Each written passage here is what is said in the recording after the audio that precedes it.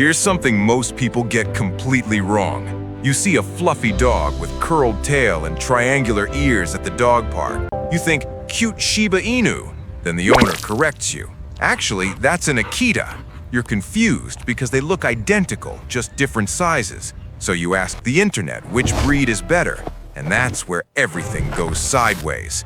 Because comparing Akita versus Shiba Inu isn't like comparing German Shepherd versus Golden Retriever. These two Japanese breeds share 2,300 years of history, nearly identical genetics, and overlapping temperaments. But here's what nobody tells you.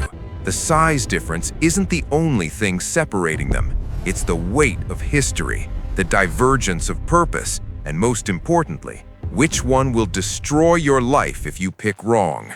Get ready, because what I'm about to reveal will change everything you think you know about Japanese dog breeds, internet memes, and why one of these dogs inspired cryptocurrency, while the other became a symbol of loyalty so powerful it made a nation cry.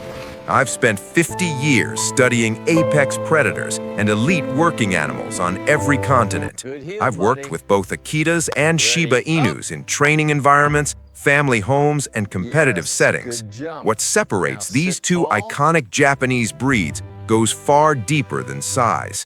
And by the end of this, you'll know their shared origins, how they diverged, why the Akita almost disappeared forever, how the Shiba Inu became the face of internet culture, and most critically, which one matches your lifestyle before you make a 15-year commitment you'll regret. Let's start with what unites them. Both breeds originated in Japan.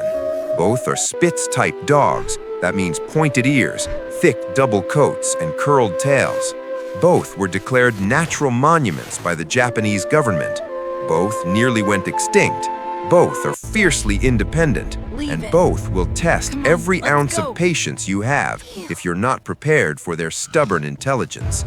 According to archaeological evidence and historical records, Shiba Inus are the oldest. Remains of dogs similar in size and structure to modern Shiba Inus date back 2,300 years. These small hunting dogs lived in Japan's mountainous regions. Their job? Flush out small game. Rabbits, foxes, ground birds from dense brushwood. That's actually where their name comes from. Shiba roughly translates to brushwood. They were small, agile, and could navigate terrain that would defeat larger dogs. The Akita comes from a different lineage but overlapping timeline. According to the Akita Club of America and multiple historical sources, the Akita's ancestors, called Matagi Inu, were medium-sized landrace dogs bred as hunting companions, going back at least 1,000 years. All their original wolf skills were valued: finding prey, tracking, killing. These dogs hunted bear, wild boar, and deer in the mountains of northern Japan. Not small game, apex predators and dangerous prey that could kill humans. During Japan's medieval era, these regional hunting dogs remained largely unchanged. But during the Tokugawa shogun era, their job shifted. Nobility and upper classes started breeding them larger to be more imposing as guardians. The Akita region, Akita Prefecture in northern Japan, became the center of this breeding program. By the 1600s, you had two distinct dog types emerging: small hunting dogs in the mountains, large Dardian dogs in the towns and estates. If you're loving these insights into Japanese dog breed history, make sure you subscribe to What Happens If, because next week we're breaking down why Presa Canarios cause more severe injuries than Rottweilers, despite being half as common. That episode will shock you. Now, here's where history gets dark. By the early 1900s, Western influence flooded Japan. European dog breeds arrived. Mixed breeding became fashionable. Both Akitas and Shiba Inus faced extinction. Pure bloodlines nearly disappeared. But then, something remarkable happened. A wave of Japanese nationalism swept the country. People wanted to preserve their cultural heritage, including their native dog breeds. In 1927, the Akita Inu Hozonkai was established, the world's first Akita Preservation Society. In 1931, the Japanese government declared the Akita a natural monument, and one of Japan's national treasures. According to Wikipedia and breed history sources, there were three main types of Shiba Inus before standardization: the Mino, the Sannin, and the Shinshu. In 1934, the first Shiba Inu breed standards were created. In 1936, the breed was officially recognized and declared a national treasure. Then, World War II nearly destroyed everything. Food shortages made keeping large dogs impossible. The Japanese government confiscated dogs not engaged in military operations. Many were killed for their fur to line military clothing. According to Britannica and multiple sources, Shiba Inus faced extinction from bombing raids and a canine distemper epidemic that swept post-war Japan. The Mino and Sannin types nearly disappeared. Only the Shinshu survived in meaningful numbers. That's why modern Shiba Inus most resemble the Shinshu type. The Akita also approached extinction multiple times. Dedicated owners hid their Akitas in rural mountain towns at personal risk. After the war, breeders frantically worked to combine remnants of surviving bloodlines. Both barely made it, and here's where their stories diverge in fascinating ways. The Akita caught international attention through two events. First, the story of Hachiko. In 1932, a newspaper published a story about an Akita named Hachiko who waited at Shibuya Station every day for his owner, Professor Ueno, to return from work. Even after Professor Ueno died in 1925, Hachiko continued waiting at the station every single day for 9 years until his own death in 1935. The story went worldwide. Hachiko became a symbol of loyalty so powerful that Japan erected a statue in his honor. That statue still stands today. Second, Helen Keller. In 1937, according to the Akita Club of America and multiple historical sources, Helen Keller visited Japan. She heard Hachiko's story and expressed deep admiration for the breed. As a gesture of respect for her courage inspiring the Japanese people, officials presented her with an Akita puppy named Kamikaze Go. Helen Keller wrote, "If ever there was an angel in fur, it was Kamikaze. The Akita dog has all the qualities that appeal to me. He is gentle, companionable, and trusty." Tragically, Kamikaze died at 7.5 months from distemper, but the Japanese government sent her Kamikaze's litter brother, Kenzango, who she nicknamed Gogo. He lived with her for years, sleeping at the foot of her bed. Helen Keller is credited with bringing the first Akitas to America. After World War II, American servicemen stationed in Japan fell in love with the breed. They brought Akitas home to their families. The breed's popularity grew steadily. Before we get to the Shiba Inu's modern journey, quick reminder to subscribe to What Happens If, where we drop science-backed dog breed comparisons every Tuesday. Next week's episode on why Dobermans failed at police work, despite being bred as perfect protection dogs, will blow your mind. The Akita Club of America was founded in 1956. The American Kennel Club accepted Akitas into the miscellaneous class in 1955, but wrangling between groups of owners delayed full recognition. It wasn't until 1972 that the AKC approved the Akita breed standard and moved them to the working dog class. That delay created something unexpected. American and Japanese Akitas began diverging in type. America preserved Akitas that fell out of favor in Japan, particularly Dewa types and dogs with black masks or pinto markings. As of 2020, the American Kennel Club now considers American and Japanese Akitas as two separate breeds. The Shiba Inu took a different path to international fame. According to multiple sources, an American Armed Forces family brought the first Shiba Inu to the United States in 1954 after being stationed in Japan. The first U.S. litter was born in 1979. The AKC officially recognized the breed in 1992, categorizing them as non-sporting dogs, the AKC's 136th breed overall. But the Shiba Inu's real explosion came from the internet.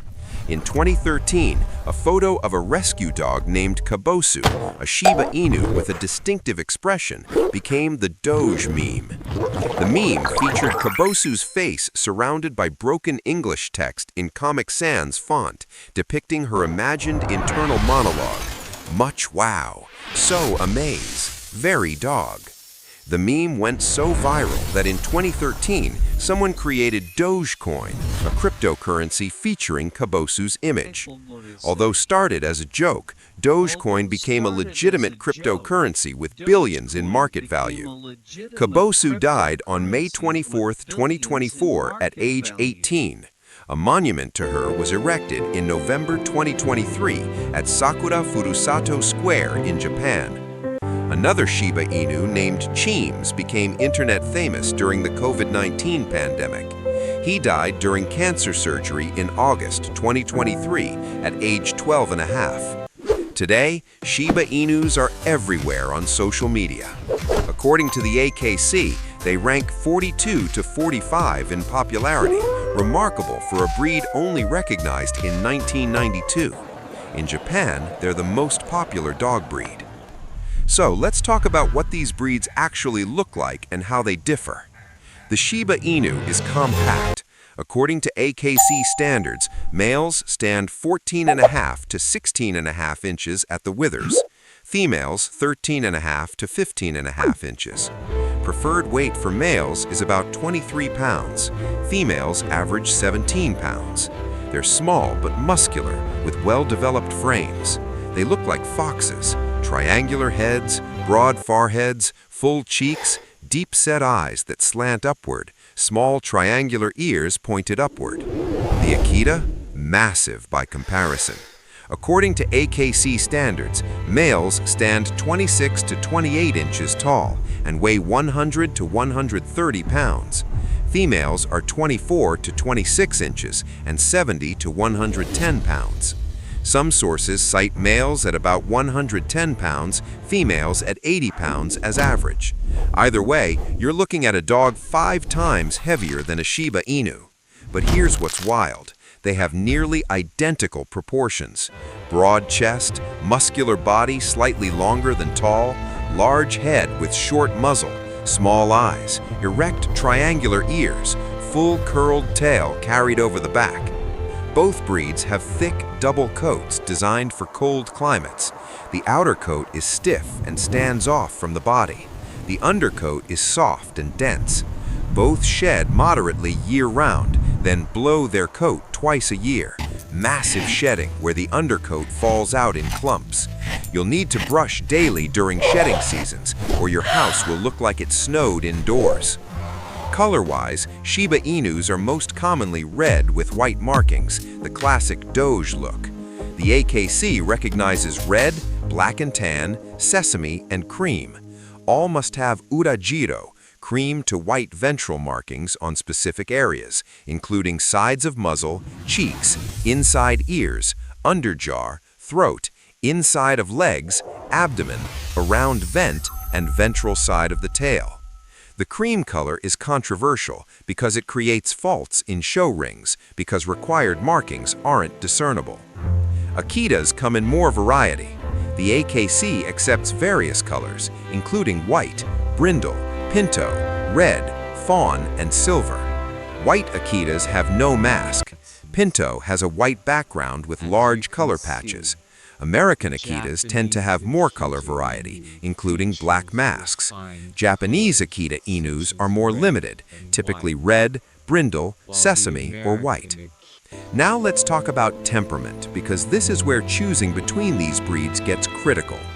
The Akita's temperament is described by the AKC as reserved with a wait-and-see attitude towards influences in their environment. They're dignified, courageous, and profoundly loyal. According to multiple sources, they're utterly devoted to those in their inner circle, but aloof and suspicious toward strangers. They're calm dogs, not excessively playful as adults except when alone with family. Here's the critical warning. Akitas were never bred to live or work in groups. They were bred to work alone or in pairs. That independence combined with protective instincts makes them aggressive toward other dogs, especially dogs of the same sex. They can perceive innocent actions as threats and respond with overwhelming force. Because of their size and strength, children and elderly people struggle to manage them. The breed has a reputation for being one-family dogs who may barely tolerate outsiders. Britannica notes that Akitas can be aggressive toward other dogs and are not excessive barkers, but are alert watchdogs. They're challenging for children or elderly to manage due to independence and strength. Although relatively easy to train, they're not always eager to perform because of their strong-willed nature. The American Temperament Test Society found 77.8% of Akita temperaments passed their test, measuring stability, shyness, and protectiveness. That's decent, but not exceptional. The Shiba Inu, different flavor of difficult. The AKC calls them alert, affectionate, and independent, with high intelligence, but also stubborn and strong-willed. The terms used to describe Shiba temperament are spirited boldness, good nature, and alertness. A survey of experts classified Shiba Inus as having high aggression, high reactivity, and medium trainability. Some researchers suggest Shiba Inus are more closely related to wolves than domesticated dogs from other countries, which might explain their independence. The Shiba Inu's reputation is being aloof. They're often compared to cats because they're particular about cleanliness, groom themselves obsessively, and prefer doing their own thing over listening to you. They're not eager to please dogs. They're what's in it for me dogs. Early socialization as puppies is absolutely critical, or they won't get along with other people and animals. One unique trait, the Shiba scream. It's a high-pitched, dramatic vocalization they make when excited, frustrated, or not getting their way. It sounds like you're murdering them. Neighbors will think you're torturing your dog. It's startling, distinctive, and uniquely Shiba Inu. They're also legendary escape artists, intelligent and agile enough to find creative ways to bypass barriers. They need secure fencing or they'll disappear on adventures. So here's the truth about training these breeds. Neither is easy. The Akita is stubborn and independent. Training requires firm, consistent leadership from an experienced handler. They need early socialization to prevent their protective instincts from becoming dangerous. They excel at activities requiring intelligence and power, protection sports, weight pulling, obedience when properly motivated. But they're not border collies eager to do tricks for treats. They're ancient working dogs who think for themselves. The Shiba Inu is equally challenging, but different reasons. They're smart enough to learn commands in fewer than 5 repetitions, but they question whether they should obey. Professional trainers describe them as stubborn, willful, and independent. Positive reinforcement works better than corrections because they're sensitive. But even with perfect training, they'll ignore you if something more interesting catches their attention. They have strong prey drive from hunting heritage. Off-leash in unfenced areas, they're gone. Here's where the size difference becomes crucial for families. A 20-pound Shiba Inu being stubborn is manageable. You can physically control them if needed. A 110-pound Akita being stubborn, that's a serious problem. If an Akita decides to go somewhere, you're not stopping them. If an Akita decides to attack another dog, you're not pulling them apart without help or tools. That size magnifies every behavioral challenge exponentially. Health-wise, both breeds are relatively hardy but have issues. Akitas are prone to gastric dilation volvulus, bloat that can be fatal without immediate surgery. They're susceptible to hip dysplasia, patellar luxation, hypothyroidism, and progressive retinal atrophy. Large breed dogs fed too quickly can develop joint problems, so controlled feeding is essential. Lifespan is 10 to 14 years. Shiba Inus have longer lifespans, 12 to 15 years. They're prone to allergies, patellar luxation, and hip dysplasia, but at lower rates than Akitas. Their smaller size means less stress on joints. Both breeds need high-quality food formulated for their size and activity level. Both need regular exercise. Akitas need at least an hour daily. Shiba Inu slightly less, but still substantial. Here's the final truth about Akita versus Shiba Inu.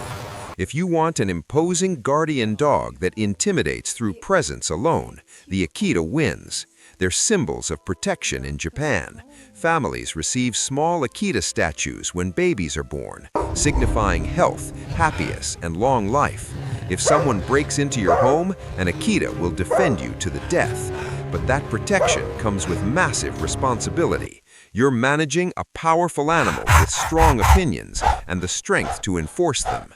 If you want a companion dog with big personality in a small package, the Shiba Inu fits better. They're adaptable to apartments, travel easier, require less food, and their stubbornness is manageable. They won't intimidate intruders, but they'll alert you to threats. They're watchdogs, not protection dogs. And honestly, that's probably what most families actually need. Easy. Neither breed is for Sit. first-time dog owners. Neither breed tolerates rough handling from children. Neither breed does well at dog parks or with multiple pets. Both require experienced handlers who understand independent breeds and won't be offended when their dog ignores them. Both are expensive. Purchase prices range from $1,400 to $3,500 depending on breeding. The Akita is for experienced handlers with space, time, and commitment to manage a powerful guardian breed. They're for people who want one dog, not multiple pets. They're for owners who understand that size and power require expert handling. The Shiba Inu is for people who want Japanese breed temperament without the weight and strength challenges. They're adaptable to apartments, travel easier, require less food, and their stubbornness is manageable. So drop a comment right now. Did you know Akitas and Shiba Inus nearly went extinct? Does understanding their shared heritage change which breed you'd choose? And be brutally honest, could you actually handle either one of these independent, stubborn Japanese breeds? Or are you realizing you need something easier? Let's see who's brave enough to admit these dogs might be out of their league. Remember this, the internet made Shiba Inus look like cute cartoon dogs. Hachiko made Akitas seem like perfect loyal companions. Reality is far more complex. Both breeds are extraordinary. Both demand respect. Both will test you daily. The question isn't which one is better, it's which one matches your lifestyle, experience, and willingness to work with, not against, 2,300 years of hunting and guarding genetics. Choose wisely, because once you commit to either breed, you're in for 15 years of joy, frustration, love, and stubbornness that will change you forever.